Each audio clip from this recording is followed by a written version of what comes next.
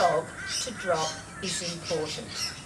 It's a stable position and dogs are often more comfortable in it than actually sitting.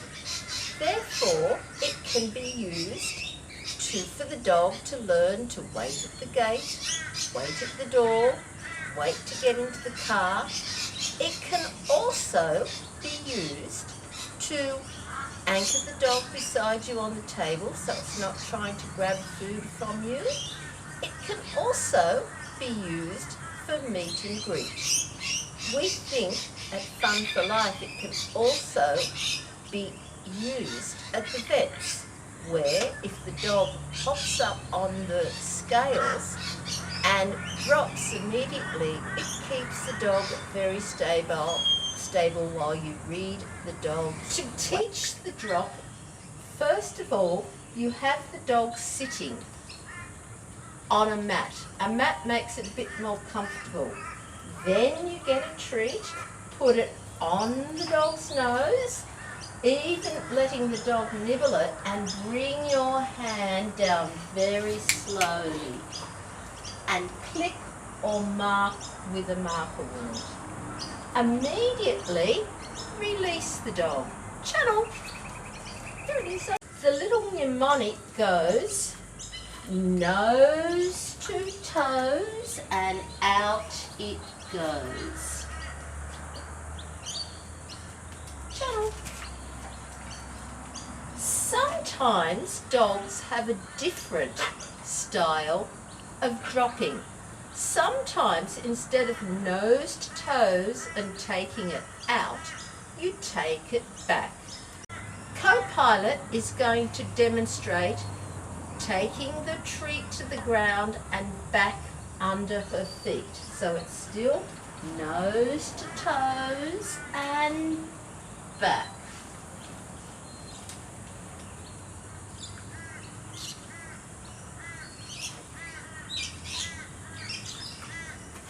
Co-pilot, touch, sit.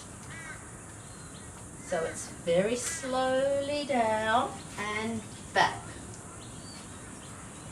When your dog is dropping reliably, the next stage is to build duration, distance and distraction on the drop. You start off with building duration.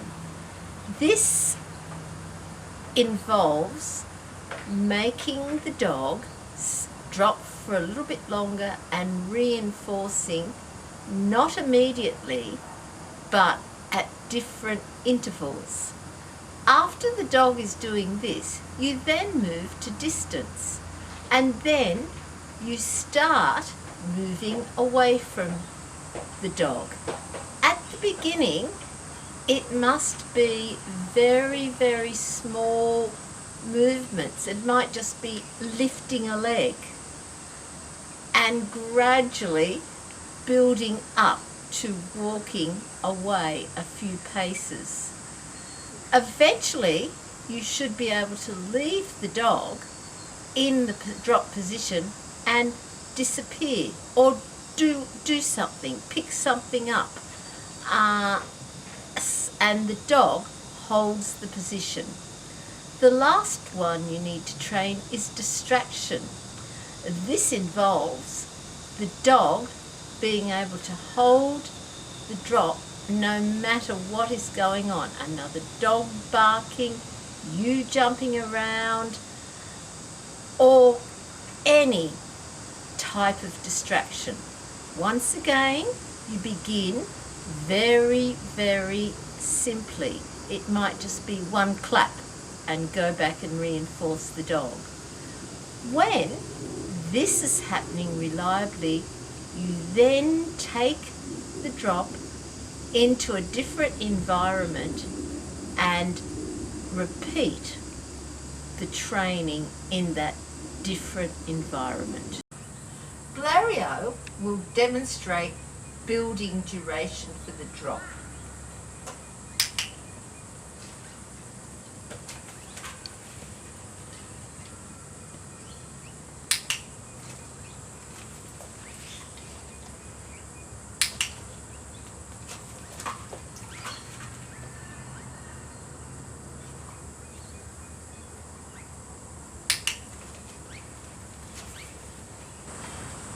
time, Valerio will demonstrate building distance for the drop.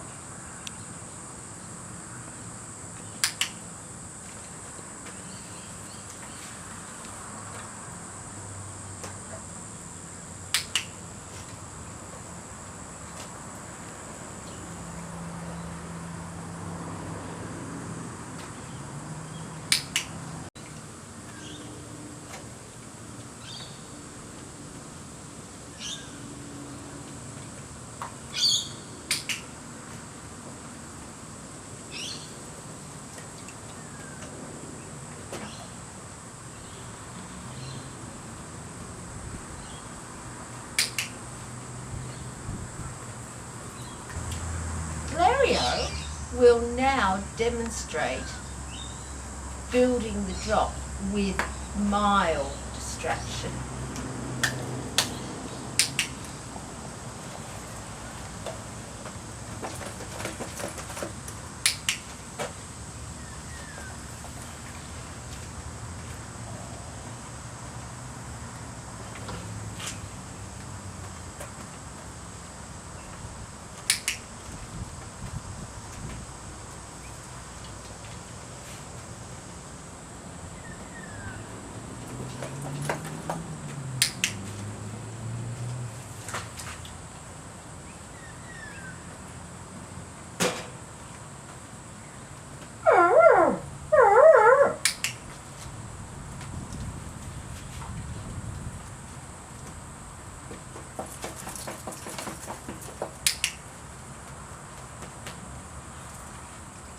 Co-pilot will demonstrate more advanced distraction training.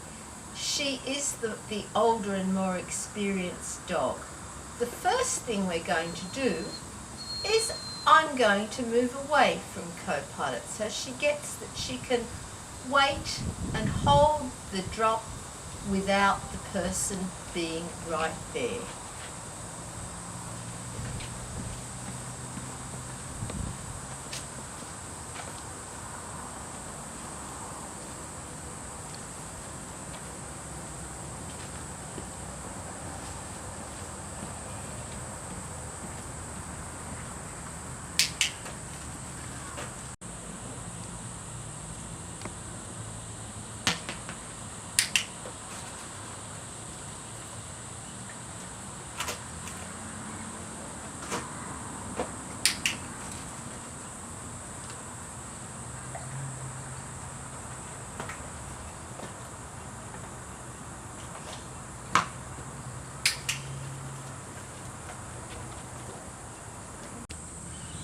Now I'm going to throw some treats, and Co-pilot will hold the drop while I throw the treats.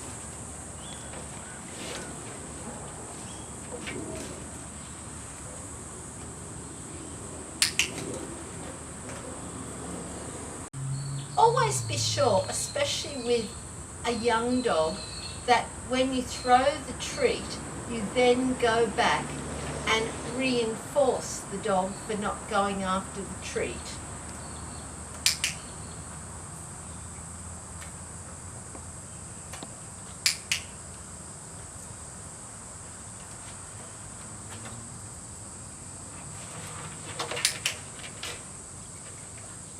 Take off, get them. When this is happening reliably, you then take the drop into a different environment and repeat the training in that different environment. Valerio is going to practice holding the drop in the shed. He loves the shed and loves to rummage and sniff around, so it is a very distracting environment for him.